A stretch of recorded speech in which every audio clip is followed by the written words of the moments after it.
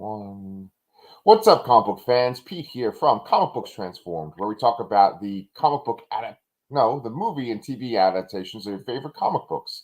But today we're talking about something that has nothing to do with comic books whatsoever. We're talking about the show The Peripheral, which just ended. Danny, that's my co-host over there. He's also on my other channel, The Lacercast. Dr. Zayas God, did you like the last episode of The Peripheral? Yeah. I thought it was pretty good. A lot of the uh I liked a lot of the discussions that took place. I thought they were very interesting. I love how the episode starts with like a cold open of when Connor was in the hospital after getting effectively blown up and losing three of his limbs, and he's talking to Flynn about how he would really love a reboot, and that comes full Full circle. circle Yeah. at the end where, spoiler, Flynn is able to effectively, correct me if I'm wrong, create like a new timeline so that she can like go after uh the research institute before they become like the jackpot creators that we know they become. And she basically, almost in Walking Dead fashion, asks Connor to, shoot her and like kill her off from her timeline. Yes. It's kind of, it felt like that Walking Dead moment of like, I'm gonna go look at the flowers. Yeah. So you bring up the kind of the most controversial part of the episode, the very end of the episode right away, and I think that's a good thing because there's a lot to discuss about that. She asked Connor to shoot her, and for the one timeline, the timeline that the whole show has been taking place in, Flynn is now dead. And they've done things like this in other shows before. Like, it's not like her consciousness gets transferred into another body or something. Like, that character is dead now. And like sort of like a saved version of Flynn, saved from like a couple of minutes before she logged off and had herself die, is going to continue the adventure, but like before things had gotten too out of hand.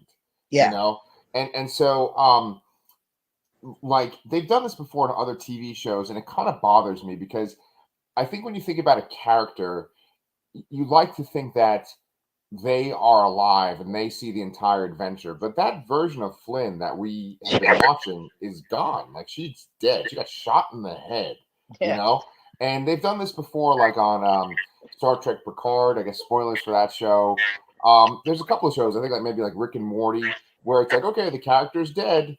And you're like, oh, okay, that was the one I was invested in. And I guess you're saying this is like the same one, but it's not. It's like she's slightly different now. It's a different person, different timeline.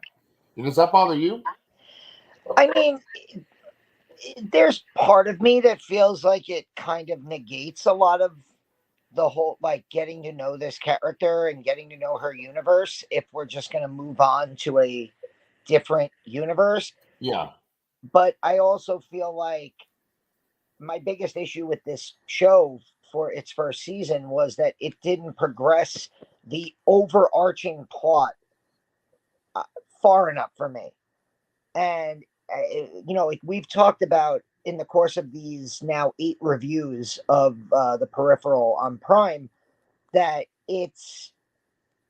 there's too much going on. There's all Yeah. these really great science fiction elements, Right. but they're kind of being bogged down by an excess of characters who are doing things that don't they probably affect the plot, but it doesn't feel like they do. I There's a agree. there's a scene in this episode with Jasper where Jasper kind of, severs the ties that bind him. And I, like, at the same time I was like, okay, fine, because this character, like, he just felt extraneous to everything going on. Like, why did we need this character in the show? But now, so like, part of me is like, the final episode is wasting time with Jasper and his like 3 friends whose names I don't even know. One of them was Atticus. Yes. And then he like drops them off on the railroad tracks to be murdered. And I'm like, okay, so maybe Jasper is going to become an important character in season 2 now that he's like cut the ties from here. But it, I almost don't. I feel like, to answer your question, most of the time it would bother me that we're leaving this world behind. But I feel like we've spent too much time in this world and I'm ready to move on. Yeah. Like, I feel like the characters who have the important stuff that I care about are the 2032 characters. But the world I want to see more of is the future. And so I'm kind of stuck in this middle ground. Right. Right. And I feel like, this did a good job. This episode did a good job of progressing my interest in seeing a season 2, because it's leaving an entire world that I was kind of done with behind. And now Yes. I'm like ready to get into the real science fiction-y stuff of this series. Yeah. So I feel like just to give you an analogy, when Lost season 2 ended, Lost season 1 I think is undisputably one of the greatest seasons of television ever. Okay. Lost season 2 was tremendously disappointing, to the point where I remember saying, when season 3 comes back, I'm going to watch the first episode, but if that first episode does not grab me right away, I am done. I can't keep on going with this. Sure. And I dropped Lost immediately after Oh, that wow. first episode of season 3. Now, eventually, as a condition of my relationship with Athena, who is a Lost super fan, Right. I had to get back into it, and I ended up watching all of Lost. Oh, okay. I feel like that's how I feel with this show right now, where it's like, okay, I'm still intrigued.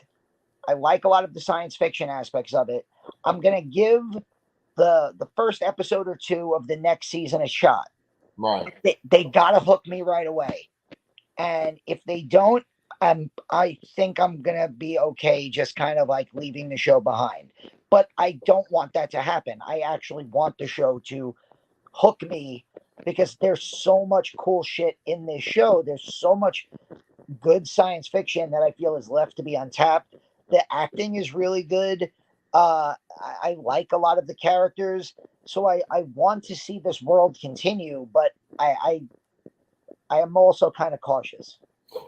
Totally understand. Totally understand. And one point that you brought up was that there's like way too many characters, or feels like there's way too many characters. I wonder how much of this show is an embellishment upon the previous, or I'm sorry, embellishment upon what's in the book. Like, how much stuff did they add from the book? When you look at the way that this season ends, it feels kind of like a natural stopping point for a book if you're making a trilogy, right? Because it's kind of like, okay, well, they killed off Flynn in one timeline, they're kind of starting over. That's a good ending for a first book, right? Yeah, and then and Right. I feel like a lot of the characters have that kind of like uh natural kind of like, ooh, I can't wait to see what's going to happen next. Like even Ash like turns on Lev, and like her and her boyfriend are now working for Charisse and the Research Institute. And the detective, what's her name? Ainsley? Yeah, who I love. She's like, she's working with Flynn to try to prevent the jackpot from happening. And there's like so many, like, even Jasper to an extent. Like Jasper, he's cut all of his ties with his uncle's, business dealings and criminal organizations. And you're like, okay, there's natural ending points for all these characters. So yeah, it does kind of feel like the end of a book, or the end of like part 1 of a story. Right. Yeah. So in that respect, I'm looking forward to seeing where things pick up. Yeah, yeah. I just it did feel like spinning wheels a lot. And there even were things in this episode where I'm like, okay, well, I don't really care about this Ash girl. And finally, after so many reviews, I finally realized her name is Ash, which you think I should remember, like Ash from Evil Dead, Ash from Alien, pretty memorable name, right? But she meets with Charisse, and she's basically, like you said, saying, okay, I'm going to betray Lev, and Flynn has all this special information that Alita stole in her mind, so we got to get rid of her. And Charisse says, okay, well, I'm going to speed up the jackpot too. Ash asks Charisse to get rid of Lev, like to totally just wipe him out. And Charisse says that she's going to move up this apocalyptic event to wipe out Flynn. And so that's part of the reason why Flynn decides to have herself killed in that one timeline, in that one stub, is to potentially prevent this event that's supposed to happen. There's supposed to be this right-wing group that's supposed to blow up this missile silo that's right near where she lives. And she thinks that when she dies, that Charisse isn't going to care about that anymore, and she's not going to blow up that missile silo. So we'll see. Go ahead. Plus, what I feel is going to be based on Flynn telling Connor, like, I'm going to kill that bitch. I'm like, oh, so she is going in her new stub, her new timeline. She's going to start stalking and hunting Charisse. Yes. Who probably in that timeline doesn't even know who Flynn is. And that, I'm hoping, will provide some great moments of television for season 2. Like, you know, all of the interactions between Chloe Grace Moretz and Tanaya Miller, the few times they've been on screen together, there's been like really cool tension, really good chemistry between them. And if you can like reverse that dynamic where now Flynn, Chloe Grace Moretz, is doing the like stalking and hunting of Charisse. Yeah, the intimidating, Yeah, I think that could be very interesting. I think that could be a lot of fun. Agreed. I mean, they have great casting, and I really appreciate Chloe Grace Moretz in this. There's this whole dynamic for this show where you have sort of like this aristocratic British or different ethnicities or whatever, or nationalities in the future, and everybody talks in a very formal way. Then you have the people that are in the past in America, and they are very country and seeming like, you know, they grew up on a farm, and there's that big contrast between the two. And it always seems like the people in the future are more sophisticated and more powerful, and essentially Flynn takes that power back in this episode. You mentioned Lost before, and the way that Flynn gets the upper hand in this is that she essentially has the detective open up a new stub, and then she destroys whatever sort of tracking mechanism can track where she is in the stub. And I felt like that was very Lost-like, because she's like, can you open a portal to a new stub? And then there's this sort of like clear black screen, and it has different timelines on it. And then she like pushes a button, and a box opens up, and a watch is in there. And I felt like for something that's sort of like a science fiction, like, you know, it's a science fiction concept, right? Where it's like we're using a machine to create new timelines. Having like a watch, an old-fashioned watch that would be in someone's pocket, I feel like that's like a very fantasy type element, you know? And so she breaks that watch, and then it's like she's at a time where Charisse is not going to be able to find her. And so that's how she gets that power. But I, to be completely honest, I did not really understand all of that myself. I felt like that was a little confusing. I think my biggest problem with Lost was always it felt so MacGuffin-y, and like everything about it was set up to intrigue the audience, but they never paid off any of that. The hatch, the numbers, the black smoke monster. It was all MacGuffins to just get you to keep watching. And there was an element of that, like, oh, you mean after 8 episodes, we can just open up open up this door, and like the Research Institute has 4 peripherals, and that's it. That's the entire like defense of this super important place. That's a good point. Is 4 robots that are easily disposable. Yeah. Like that didn't exactly feel like, if this is such an important thing that can like reshape the timelines of the world, you probably want more than 4 robots uh defending it. Yeah. And so yeah, I that scene I thought had some good elements, but it also felt a little hollow in a way. And Yeah. I'm still, I still come back to the fact that, like, Flynn's entire involvement in this starts with her effectively putting on this like headset in episode 1, thinking it's basically like a video game, Yeah. and ending up like finding this the god font in the future with Alita. And they very they come back to it a little bit in this episode where Wilf and Alita meet in like the and she's trying to open up his memories as to what happened. So I'm sure that'll be a big part of season 2. Right. But like I feel if you're just a casual viewer of content, if you're a casual, like, oh, this show on Amazon Prime looks interesting, maybe I'll watch an episode or two. If you watch that first episode, you would think that there's going to be so much more explanation of why Flynn even becomes this character, that Yeah. the future is trying to wipe her and everyone out that she effectively knows. Right. And it I never thought they did a good enough job of like tying that up. And I don't know, maybe there's going to be a lot in season 2 about what specifically, she has in her mind that's like causing her all these seizures and all of that information. And maybe she's going to finally get to interact with Alita. And, I don't want, like, I know you're big, you always talk about how you hate exposition dumps. I feel like Right. this show needed at least one Yeah. of like Alita and her almost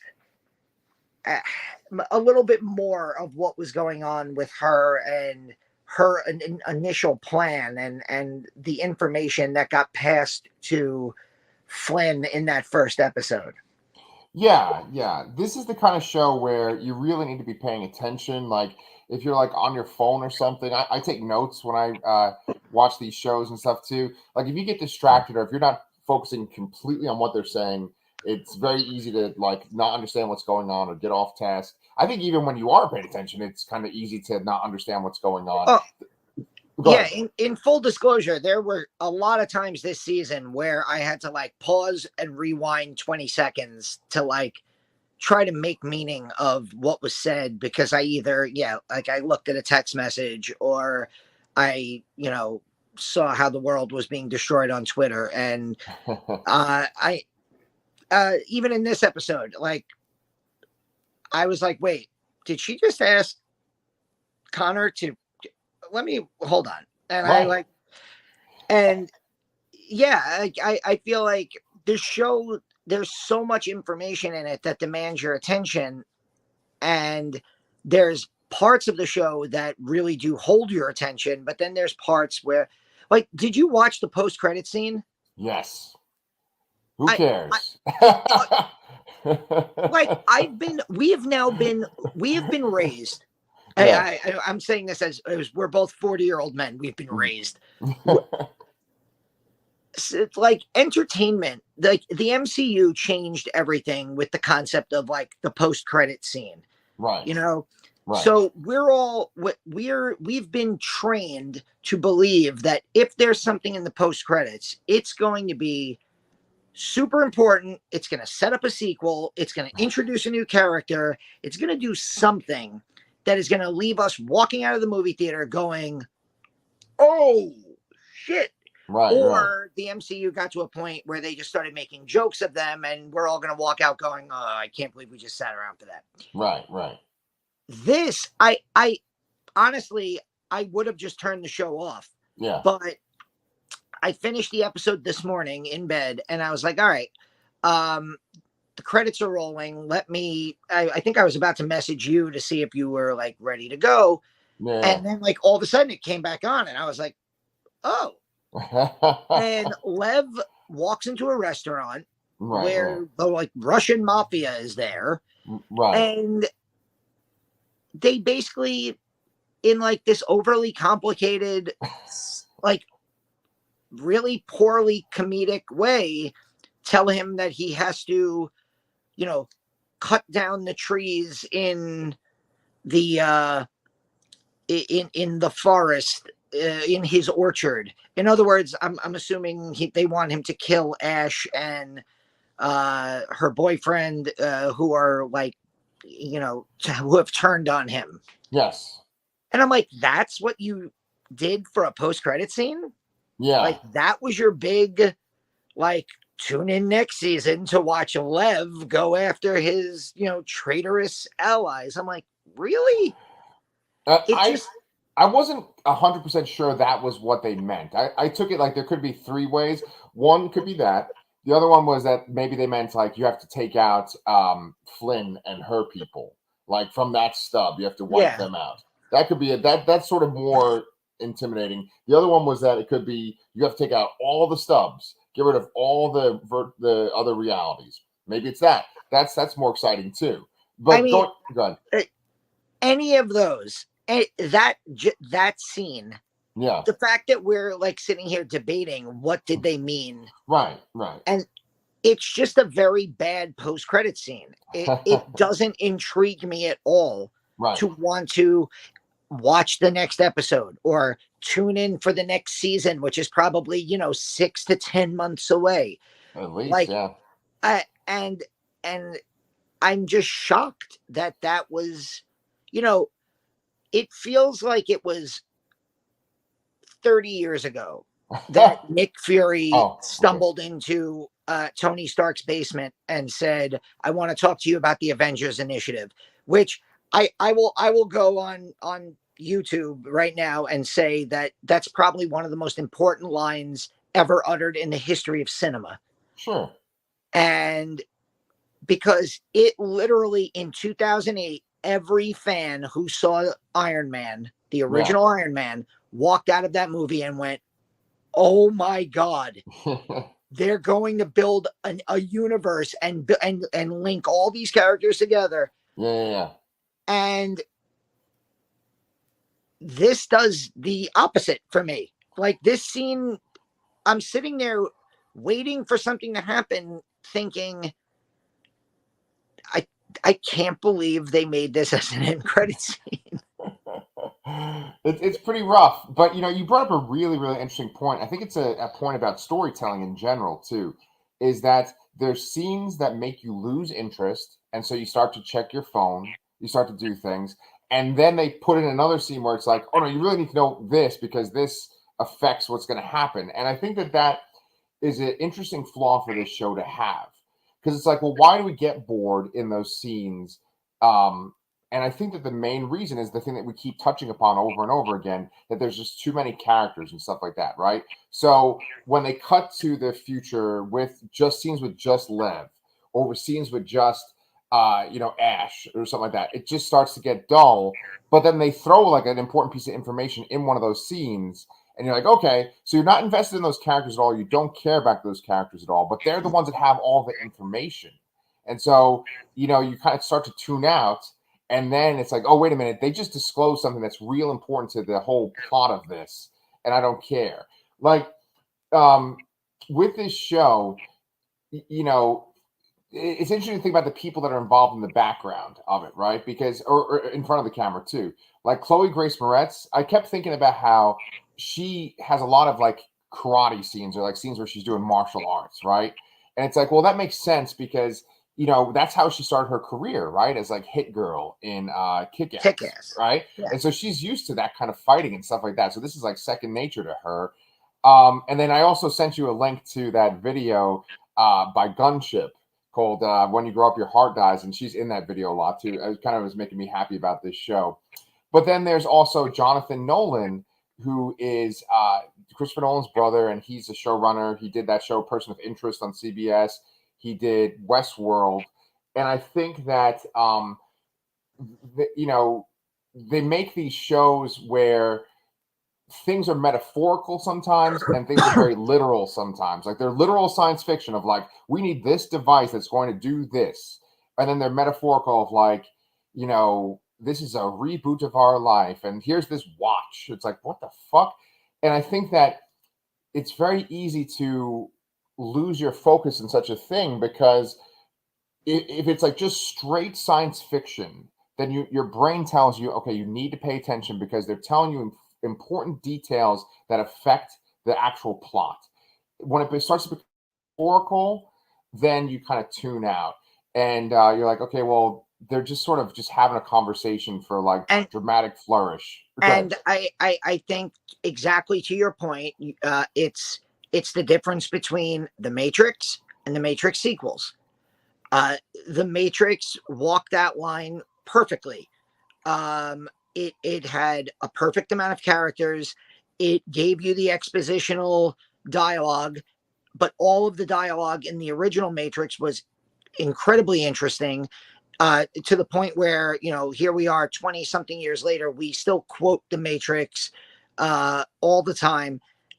And then in the sequels, they just kept involving more and more characters who had these long conversations about nothing. And to the point where by the time you got back to an action sequence, you didn't even care about the action sequences. Right. And I usually don't care about the action sequences on this show too.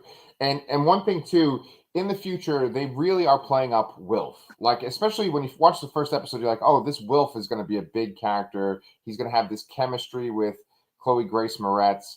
But honestly, those are the times where I tune out a lot too. I think that you actually kind of like Wilf and you like their chemistry, but their interactions, I think that the main reason why they focus on him so much is to give you a likable, relatable character in that future time where a lot of people are either like cold scientists or they're criminals. Go ahead. Do you know what I found myself thinking during this episode? I found myself thinking, instead of the multiple timelines that the show is focusing on, I almost feel I would have liked this better as a narrative, linear show that just, you know, show us Wilf and Alita, their story. Show, because it felt almost like V for Vendetta, like V for Vendetta in like the flashback scenes where they show like England falling to fascism. Mm-hmm. And that's what it felt like when you got to see a little bit of the flashbacks of Wilf and Alita growing up, and then they're adopted, and then they escape from their adopted family, who obviously are like, you know, shitty people. And I almost would have liked to have just watched that story, or like stories of Flynn and Burton and their life in this, like, 10 years in the future, kind of like a what would 2032 be like if you had these, guys with haptic technology and they work for a local crime boss and there's serial killers running around. Like, give me that show. Like, when you combine all of these elements and all of these timelines together, it gets a little muddled. And oh yeah. And I think that's the main thing that we keep coming back to is we like parts of the show. We think the acting is good. Yeah. But it's muddled. And I'm hoping, to get back to your first point, which was, how do I feel about an entire timeline being severed? I think I'm good. Like, let's move on and let's like focus on something different. Yeah. And maybe the show will pick up. I'm hoping it starts to pick up a little bit. Yeah, I mean, we'll see. We keep saying every single episode that it's the amount of characters that makes it muddled, like you're saying, like it's too much, right? But I also think it's also the idea of the concepts that are in the show. Like at one point, I really wanted to touch on this point too. Flynn and Wilfred are connected, and they do the little finger thing where they're like, "Okay, we're connecting our mind phones or whatever the fuck it is," and so they connect with each other so that she can help kind of go through his memories to see if he can find Alita. And they're doing that, and that alone in itself is a science fiction movie. We are now connected in our minds, and I'm going to go through your mind to find a memory that you have repressed. That's one concept. Then you go into another concept where he runs into Alita, and Alita has this implant that she's taken out of her ear. Now, I constantly forget about these implants because they're referenced every so often, and there's all this other stuff that's talked about all the time. But they say that like these implants help keep people alive in this future timeline where everything is fucking destroyed and there's viruses and things like that. So it's such an important detail that, oh, in the future, you have to have an implant in your body to stay alive, but yet it's just kind of thrown out there, you know? But that's a super important detail. That in itself is a science fiction movie in itself. You have to have an implant, and then here's the twist. The implant actually suppresses your memory. And this group that Wilfred is involved with, the Klept, use that implant to suppress this idea that the Klept wiped out 5 million people in these camps at one point. That in itself is once again another story. That's that kind of V for Vendetta, you know, horrible fascist times kind of thing. You know, so there's all these concepts that get thrown in there. You know, there's peripherals, but then there's also androids. And the show alone, the show's called The Peripheral. And the thing is that like just the concept of a peripheral is very intriguing. You think you're going into a virtual reality, but you're going into a body essentially in a reality, right? And that's the way the show is marketed.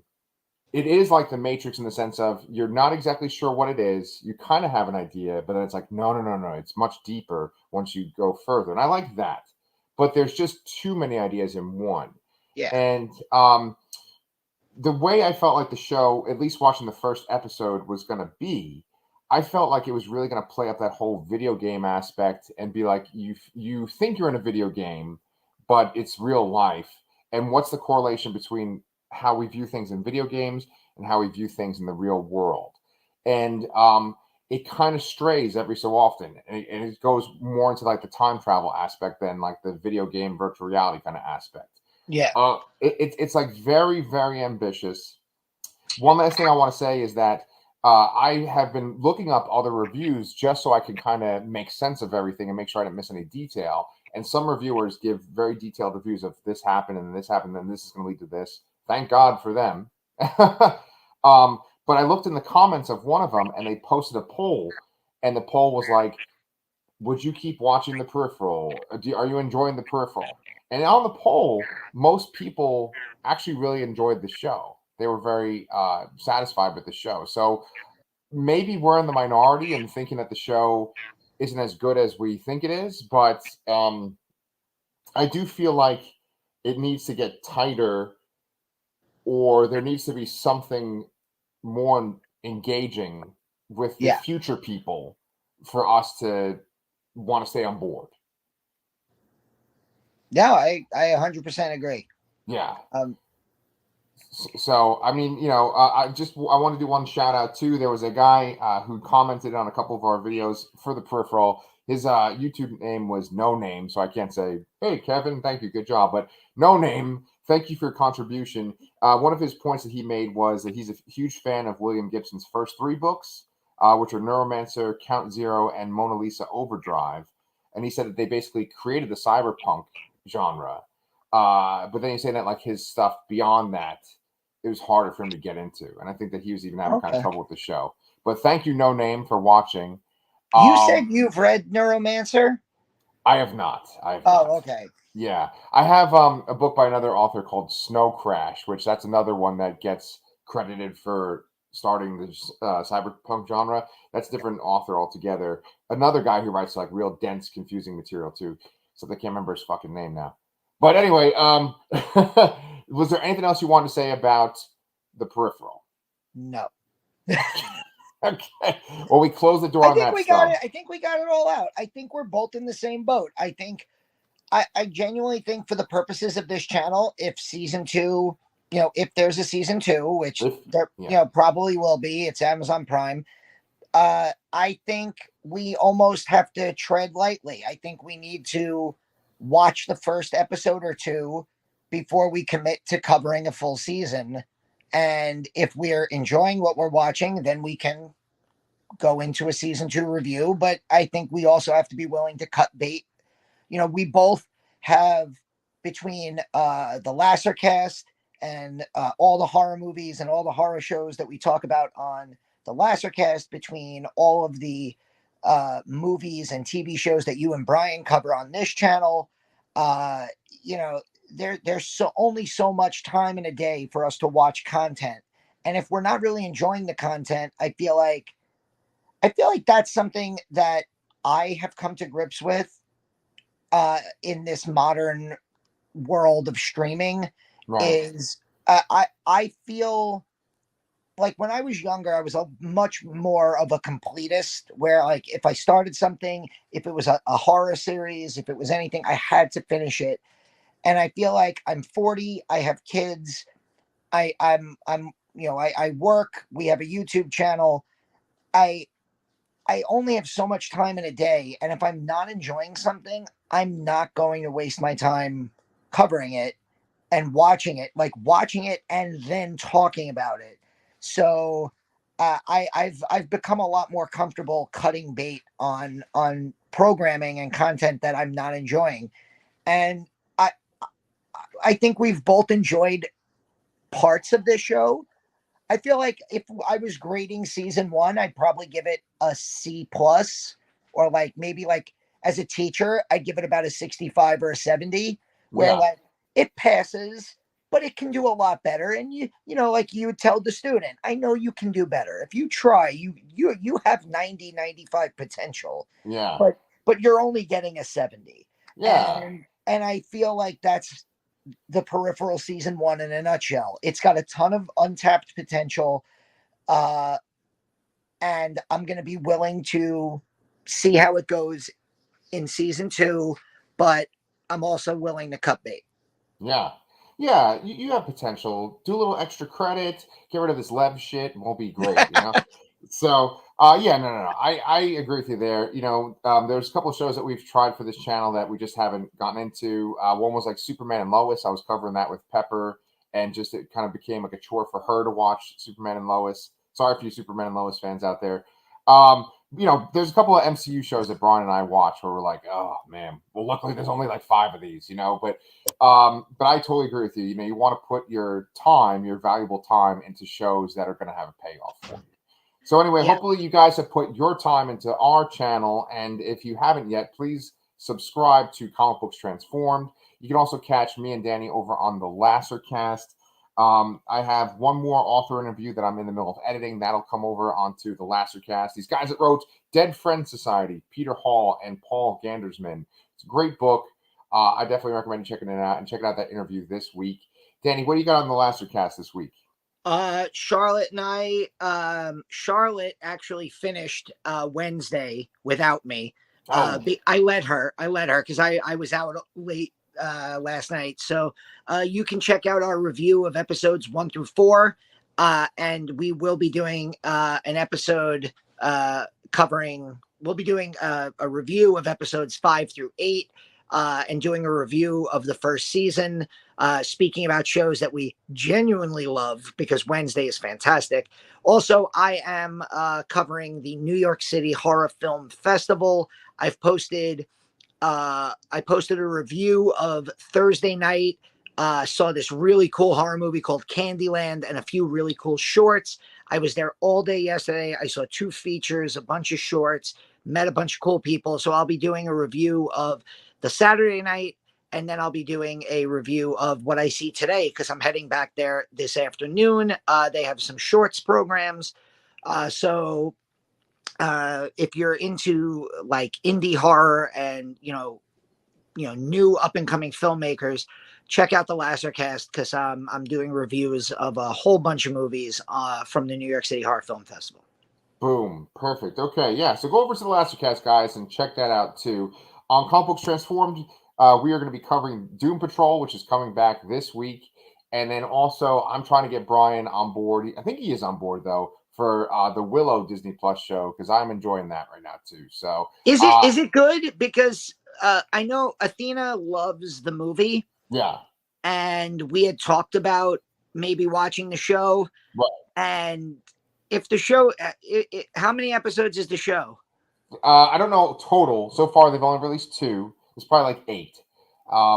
But it's fun. You know, it's a little goofy, and there's definitely things that you can kind of call from a mile away.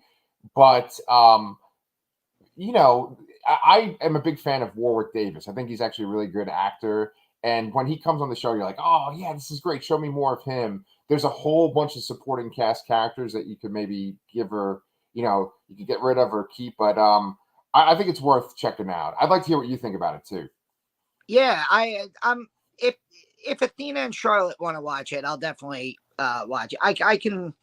I can live without having watched Willow, the TV series, but if they're into it, if they want to give it a shot, I'll definitely give it a shot. Yes. And once they get that Howard the Duck reboot coming back, we got to get that one too. Oh, God. All right. Well, that's been me and Danny talking about season 1 of The Peripheral. Maybe we'll see you guys for season 2. But otherwise, have a good weekend.